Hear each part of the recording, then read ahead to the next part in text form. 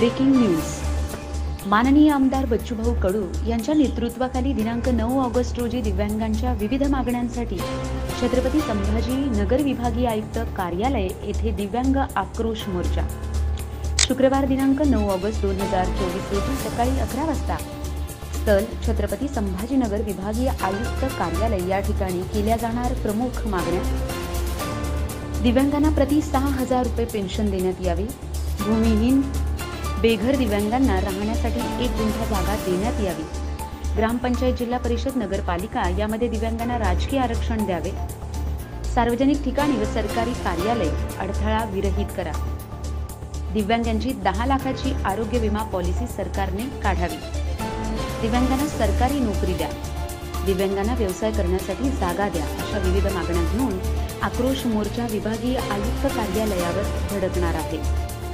ठाणे से विचार निवेदिका करुणा दत्त।